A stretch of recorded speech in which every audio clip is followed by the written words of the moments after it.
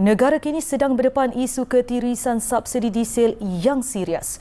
Menteri Kewangan II, Datuk Seri Amir Hamzah Azizan mendedahkan perkara itu sambil berkata wujud kemungkinan terdapat pihak yang tidak layak namun masih menikmati subsidi itu.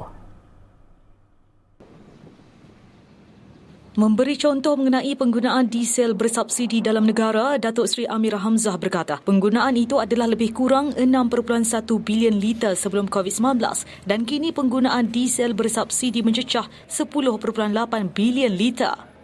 Kalau kita kira peningkatannya adalah 70%.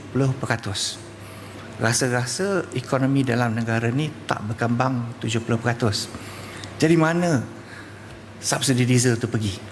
Yang kita rasa buat masa sekarang ada kemungkinan besar subsidi itu berganjak kepada sektor yang sebenarnya tak berhak mendapat subsidi diesel. Tuan-tuan dan puan-puan pun tahu kalau you beli diesel daripada petrol station kita bayar RM2.15. Tapi kalau you kena bayar commercial rate yang sepatutnya kalau you are a company not eligible untuk diesel subsidi, you kena bayar lebih kurang RM3.48 1 liter.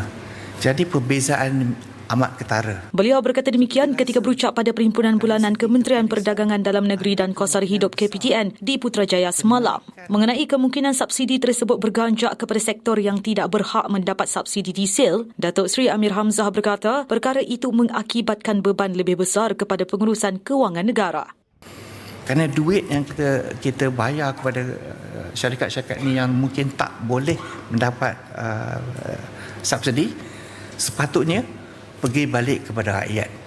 Sepatutnya kita gunakan untuk membina lebih elok sekolah, lebih elok klinik, lebih elok infrastruktur yang penting untuk rakyat.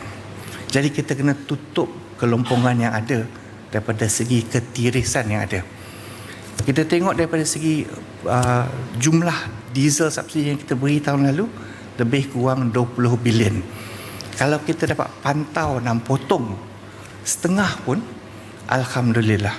Beliau berkata kerajaan Madani kini turut memberi tumpuan untuk memperluaskan hasil dan usaha itu sedang dilakukan menerusi cukai perkhidmatan yang telah dinaikkan kepada 8% berkuat kuasa 1 Mac lepas berbanding 6% sebelum ini. Yang kita kena buat tu.